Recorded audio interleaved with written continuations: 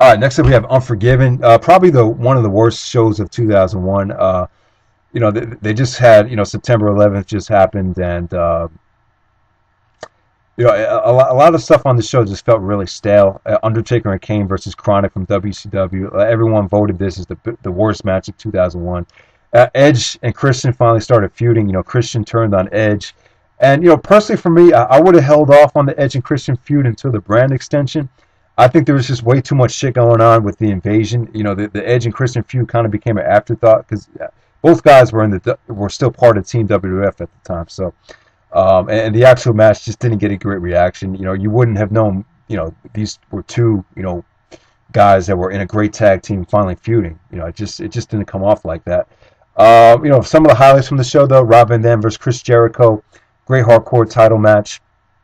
My brother doesn't like this match because he thinks that they tried to copy off of the Jericho Benoit ladder match with some of the same spots. I kind of agree, but I still thought this was an awesome match. I love the finish. Stephanie came out, helped RVD win the match. Van Daminator on Jericho, 5-star frog splash, great ending. At the time, RVD was getting so popular at the time, and him and Jericho just went at it really hard.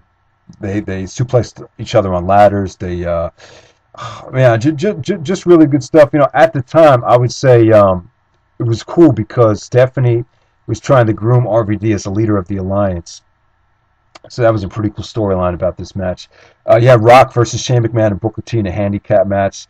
Like I said, I thought it was unnecessary. I think they should have done a lot more, to maintain Booker T as a legit main eventer instead of just having The Rock continuously just go over him time and time again. And the match just felt like a match that you would see on television, to tell you the truth. All right, in the main event, you had Stone Cold Steve Austin versus Kurt Angle for the title. This is in Kurt Angle's hometown of Pittsburgh. So I think the match could have been better. It didn't compare to the great match that Austin and Benoit had when they were in Benoit's hometown. It didn't really come close at all. I don't know what it is about this match. It doesn't really, definitely fall short of their SummerSlam classic.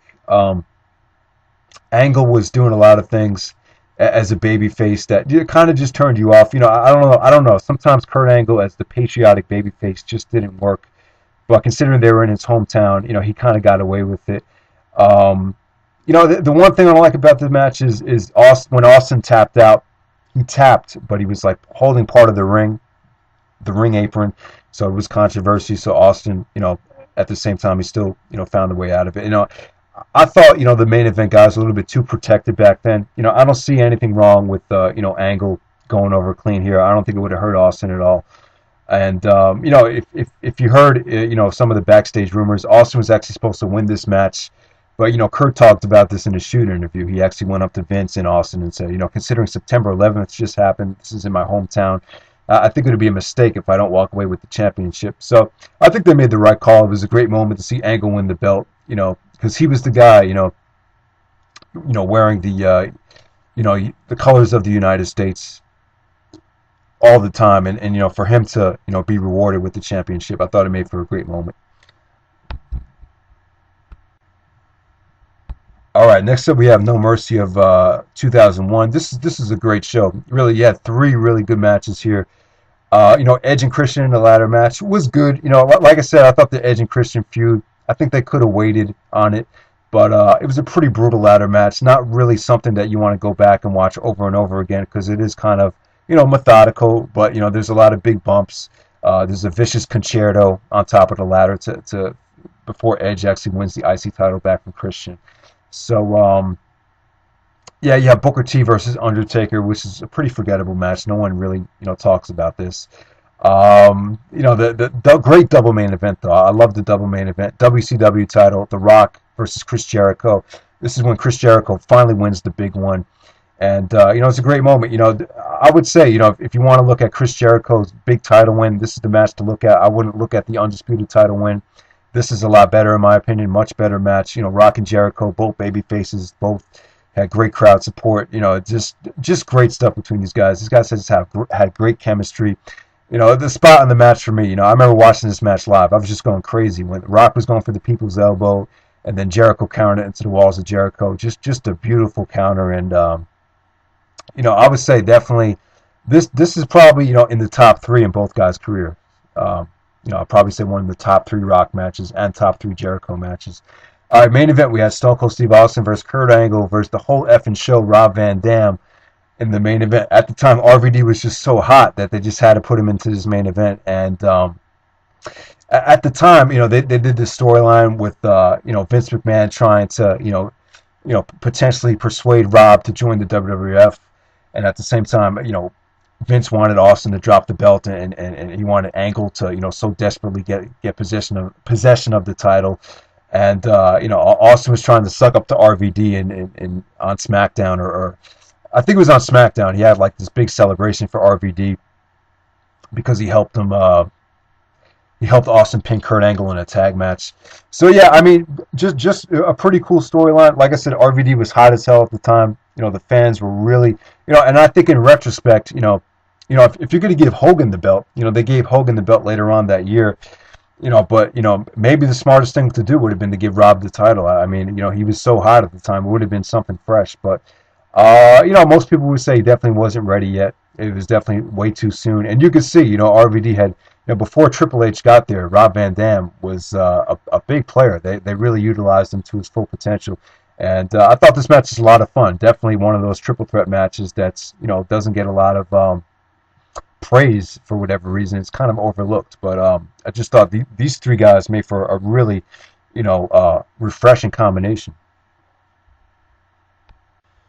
All right, Survivor Series 2001. This is when they, the end of the invasion angle, they started unifying all the titles. I thought Edge and Test had a really good match. They unified the U.S. title and the IC titles. Then they would unify the tag titles. Dudley Boyz and Hardy Boyz. This is when Jeff Hardy, did the swanton bomb off the top of the ladder, but Matt Hardy got pissed because he thought Jeff was an idiot for taking that chance. So this is the start of the whole Matt Hardy and Jeff Hardy feud. And I'll talk more about that later, but yeah, Trish actually won the women's title here for the first time. Trish, she took like 6 months off to train to become a wrestler and to just improve her wrestling skills, and I definitely thought it paid off. You can see the improvement. And then the main event, yeah, Team WWF versus Team Alliance.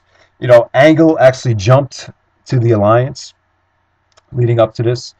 And but at the time, Vince was trying to persuade everyone that Austin was going to jump over, but in reality, Vince and Angle planned the strategy out. So Angle actually screwed Austin over, and Rock actually hit him with the belt, and then Rock hit him with the rock bottom, and Team WWF actually won the match. I thought it was a good way to close off the Invasion feud. I really enjoyed the match. You had a great elimination match. This is truly one of the last great Survivor Series themed matches.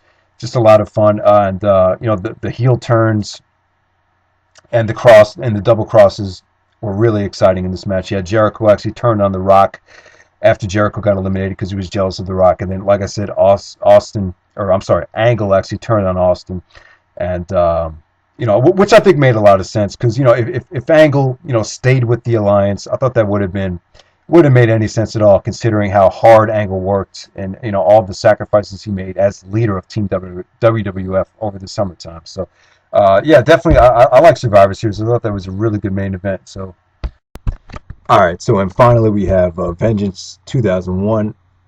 And before we get down to the Undisputed Championship tournament, aside from that, on this show you had the hardcore title match between Undertaker and Rob Van Dam. This match, it's a hidden gem. Not a lot of people talk about it, but I thought these two guys made for a really nice combination. It was a hardcore match, so they did some stuff off the Titantron or by the Titantron, Van Daminators. Taker chokeslam Rob Van Dam into the table off the stage. So yeah, a pretty awesome match. I think Van Dam actually did a crossbody off the top of the bleachers. So yeah, just great stuff. This is when Taker was turned heel. He was actually acting like he was drunk in the match. It was pretty hilarious. So if you haven't seen it yet, definitely check it out. But the Undisputed Championship tournament, this is one of the most important things that the company's ever promoted. And I feel they dropped the ball with it, especially with the build-up. You look at Survivor Series, which was on November 18th. Vengeance was on December 9th. So that's really not a lot of build-up. And in retrospect, I think they should have held off on crowning the first ever Undisputed Champion until WrestleMania. I don't know how they could have done it, and maybe they could have just did the tournament at WrestleMania. because if you look at the main event of WrestleMania 18, you had Jericho versus Triple H. The build up to that sucked. So you know what? You might as well have just crowned the champion at WrestleMania. I think that would have been much better. You could have avoided Austin, complaining about him not having a bigger role at WrestleMania, and Angle as well. Angle also complained in his match against Kane about him not having a better high-profile match. So that could have solved a lot of problems. I think you still could have done Rock and Hogan, and then inserted maybe Triple H in Rock's place and did the tournament at WrestleMania. And I think Kurt Angle probably would have been the right guy to win the tournament. Now, Angle was originally supposed to win the Undisputed Championship, but then the plans actually changed. There's rumors that they wanted Jericho to win, so Jericho would be the guy to drop to Triple H, so they wouldn't have to worry about Austin or Rock dropping, or even Angle dropping it to Triple H. So basically, it was all about Triple H in retrospect. Now, I don't want to blame Triple H for this, but the whole thing was just poorly executed. I was really happy that Jericho became the champion. I'm a huge Jericho fan, so I was happy for him, but there was so much negativity. If you read his book, he was absolutely miserable during the Undisputed Championship reign. So I don't know. The whole tournament just didn't click. I don't know what it was, especially in the championship match. Triple H was actually advertised return of Vengeance, so the focus wasn't on the championship. It's more on Triple H, so that hurt the crowd. And at the same time, Austin was in the main event as a babyface now, and you could definitely tell his popularity died down. I don't really think it was because he was a heel. Now it's tough to cheer this guy that was a heel. Now he's making the transition to a face. I think Austin's transition to babyface could have been better. It could have been better executed than it was. So I think that was a problem, and just the overall finish. If I was Stone Cold Steve Austin, and I really would have went up to Vince and said, this is a big match for Jericho. Let's do it the right way. What they did was just a clusterfuck. It just made Jericho look weak. It didn't make him look credible, and but maybe that's what they wanted. I think that's exactly what they wanted to accomplish. I think the whole Austin and Rock feuding with Vince McMahon was done to death by that point. I think he could have scrap that whole thing. I don't think Vince had to be involved at all. So yeah, overall, very, very disappointing. The match quality is good though. This is a very good pure wrestling show. However, though, it doesn't feature that one. I think this show should have been amazing, and they definitely rushed it. It felt very rushed. I would have held it off for WrestleMania, and I think in retrospect, I would have. If I could have scrapped Kurt Angle's first title win and then build up to Angle winning the belt at WrestleMania 18, I think that was the way to do it, because I feel like that was when Angle was reaching his prime. He was still healthy. I think that would have been the right time to give Angle his first title reign. So, all right, guys, hope you enjoyed the video. If you watched all these videos, I really appreciate it. I know some people don't give a fuck about, reviews and, these type of old school videos, but if you appreciated it, thanks for watching. This is just what I felt like talking about. I know they have the ROH TV deal, Hell in a Cell coming up, but this is just what I wanted to focus on for this week. So that's it. Take it easy.